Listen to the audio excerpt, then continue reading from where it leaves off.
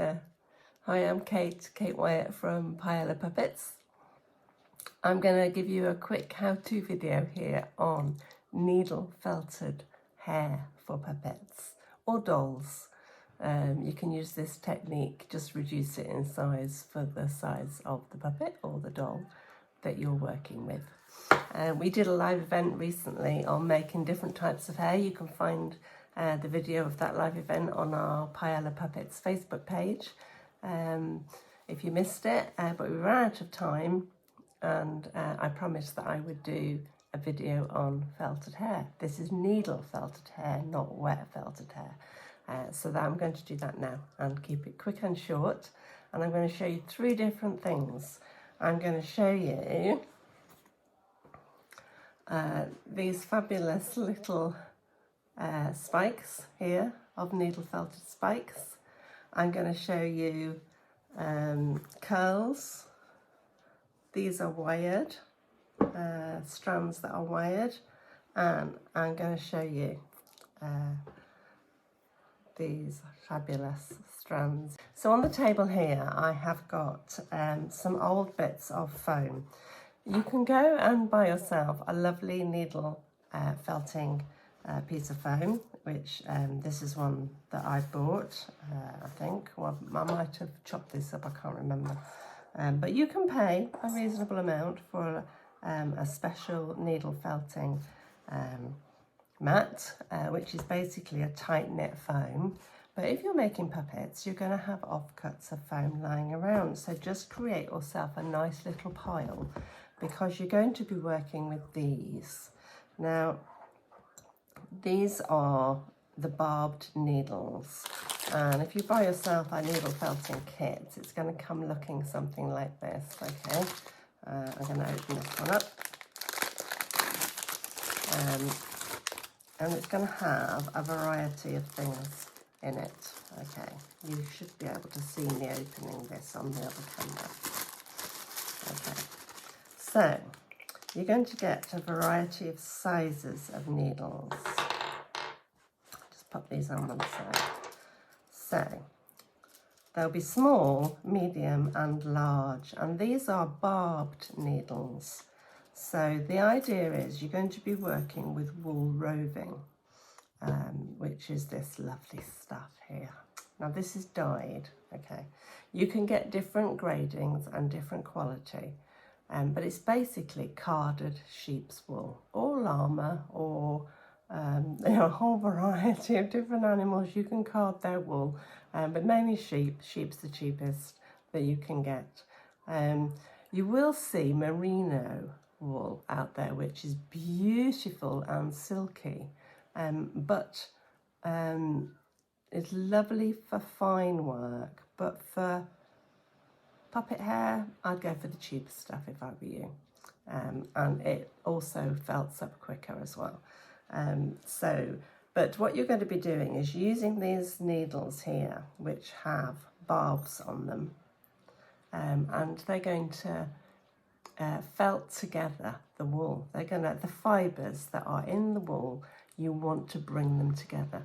The same way that the washing machine does. If you put wool or even acrylic jumper or cardigan in on a hot wash and it shrinks, it all mats together. You're recreating that process, but doing it with a barbed needle. Okay, so I like to work with medium and fine. I very rarely work with the thicker needles, so those usually get passed on to somebody else. So I'm looking, normally they come labelled, those are finer. I'm just checking which is which. And those are the medium ones. Okay. So generally I would start with a medium needle. Okay. So here we are, I've got myself a couple out. So if you buy a little kit, you're also going to get a couple of these wooden handles, okay? And they come like this with a wood bit that hopefully comes out. Can you see that? Just checking you can see what I'm doing. And you slot your the bent end at the bottom. There's a ridge that it fits nicely in, and then you pop that into the handle, and there you are. You've got your handle. Now that just saves a little bit of cramping in the hand. You can work with it like this, there's no problem at all, and I sometimes do, but I do find it easier with a handle. Okay, now, so I'm going to show you first how to make one of these strands. Okay, so the length just completely depends on you and the size of your puppet. You can make it long or you can make it short. And basically the spikes are short strands with a rounded end. Okay, so I've got those pinned into this puppet here. I'll show you those in a bit more detail in a minute. But I'm going to be working on here, and I'm hoping that you can see this here. So I'm going to be working with this lovely blue colour, and I'm unravelling myself a little bit. I'm probably going to double it over. Oh, it's got a natural break there, can you see? Always with the felt, rather than cut it with a pair of scissors and end up with very precise edges, you pull it apart gently. And rather than, if you try and pull it with your fingers very close together like this, it won't come. But if you pull them far apart, can you see how that teases apart now? And I'm going to lay that on top of the other one. I want a pointed end, so I want less at one end and more at the other, so that I end up with a taper like that. Okay, so with this now, I'm going to roll it up with my fingers, and then I'm just going to start stabbing it with the needle. Now obviously this is very sharp, it's got barbs on it. You don't want to stab your fingers with it, which I do all the time because I'm not very careful and I'm quite accident prone, but you just need to be a little bit careful. Now as you work your piece of felt, you keep turning it, because as you push the needle through, it's pushing fibres into the sponge. Can you see as I pull that away that the fibres go? And you don't want to leave them there for a long time, because it will then be difficult for you to pull it off, and will also mean that you end up with tufts sticking out at the back. So if you are a beginner and you find that you feel a bit afraid of stabbing yourself, some of the kits come with nice little leather finger protectors. So whichever finger you're stabbing the most or feels the most in danger, then you can cover it with one of these little protectors. But I don't bother. I find them awkward and they get in the way. I'm just going to pop that down there. Now these loose little ones at the end, I'm going to roll them over and tuck them in, and you just keep working. You can get little handles with multiple needles in, and some people like to work with those. I find them quite awkward or difficult to stab in, and I just find that I'm working quite quickly because we're trying to make this video not too long and boring, and so actually I'm going to speed up this video now so that you can just watch the stabbing and watch what I do with the needle felting as I work it up. Okay.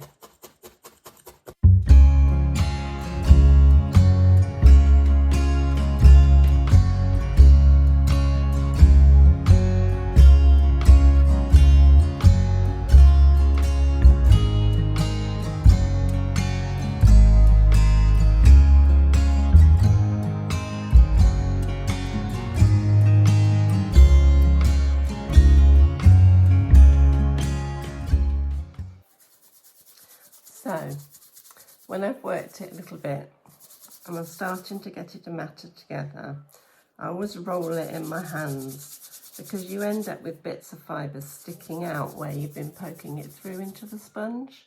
And you want, if you roll it in your hands, these smooth out, and there you are. with a lovely tuft of hair that's going to work really well in with the other ones. Okay, so there you are. That's your tuft. Okay, all right. So that took about 10 minutes per tuft, but you only need a few for the top of the head, really. Again, I'll put a little picture in here so you can see the top of the puppet's head with these on. So now I'm going to show you how to do, I'm going to use a darker blue. You might be able to see that a little bit better. I'm going to show you how to do one of these, which is a little bit of a tuft. This is, in our next song, is David and Goliath. So this is David, and decided to give him a mohawk with little spikes all the way down the back of his head, which I think looks absolutely fabulous. And they're quick and easy to do these. So I'm just going to show you how to do that. Again, you need to gather a little bit. So remember to have your hands sort of far apart to pull it slowly. That's not quite enough. I need a little bit more. Okay, so that's probably enough for one tuft. And I'm going to tuck the ends in and roll it. Put a little bit, and then I'm going to start stabbing. And again, I'm quite experienced at this, and I still stab myself. Be really, really careful, or wear the leather protectors. Okay, angle your needle away from yourself if you can. I'm being really careful, and as I say, I'm quite experienced at this. I tend to do this while I'm watching telly, but I wouldn't recommend that until you've had a few goes at it, because if there's something really interesting and you're still stabbing away, you're really going to do yourself some damage. So I've made a little ball, I've rolled it up at the end, and I'm turning it as I go. And matting, using the needle to mat that end together. Okay, and then I'm going to twist. Okay, and as I twist, I'm going to hold it in place. Whoops, doesn't want to. I'm hoping you can see that what I'm doing.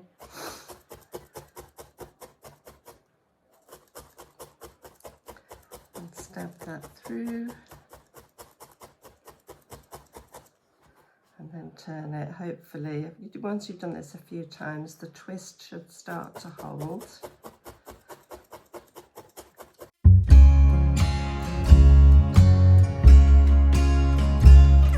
Because if you've got to do a whole head, if you're thinking that rather than just 7 little tufts in rainbow colours or whatever colours, you're going to do a whole head, say, then that's going to, commercially, it's not viable really. I don't think the time that it takes, which is a shame because they look stunning. But for a hobbyist, somebody who's doing puppet making for a hobby, this I think works really well, and we like it. And if you just use a few, it definitely is viable, and the effect is wonderful, I think. The colours that you can get in this wool roving are amazing. So you just, to find it, I mean, you can buy it on the usual big sites where you can buy almost anything, or there are specialist sites. It tends to be a bit cheaper per packet of wool roving on the specialist sites, actually, but then quite often you do pay the postage on top.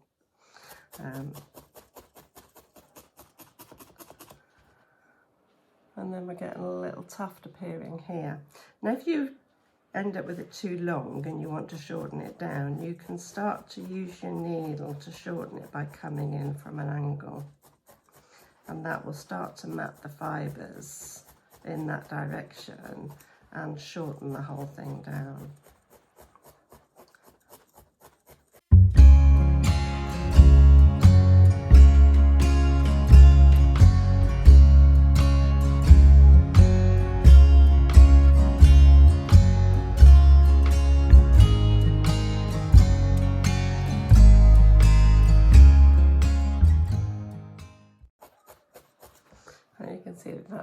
shortening, whoops, that's shortening it down now as I come in from an angle into it. It does mat it together and sort of reduce the size lengthwise as well. So that's your tufts. So the last thing I want to show you is the wiring. Okay, so I've got a 20 gauge wire here, which I'm going to cut just slightly shorter than the length of the tuft. And then I'm going to poke it, hopefully, into the tuft.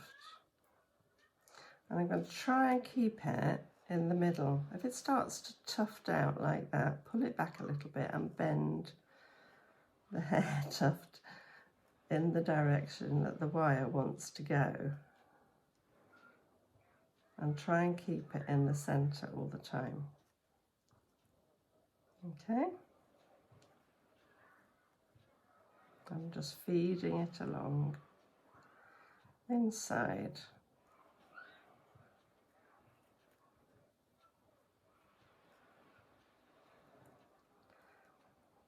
Until it's close to the end, but not sticking out of the end. Okay, and now what I can do is if the wire's a bit visible, I can do a bit more felting around it. I'm obviously going to be careful now not to hit the wire. What tends to happen, because the barbs are going in the backward direction, back towards my hand, actually if you hit the wire it just slides along the side, generally speaking. If you twist your wool, it twists around the wire as well, so that does help. And at the end I'm going to pull it back a little bit, twist it and tuck it into the end. I'm going to tease some of the wool back over and then felt it through the hoop of wire to cover it. I'm not sure if you can see what I'm doing there. Keep pushing it in and felting until the wire is covered. Now you've got a wired tuft which you can shape however you like and make a lovely curl. Nice and easy. Okay, there we go. Very quick, simple how to needle felt hair, spikes, curls and lengths for your puppets. Hope you found it helpful. If you've got any questions, just pop them in the comments and I'll do my best to respond. Take care. God bless. Bye-bye.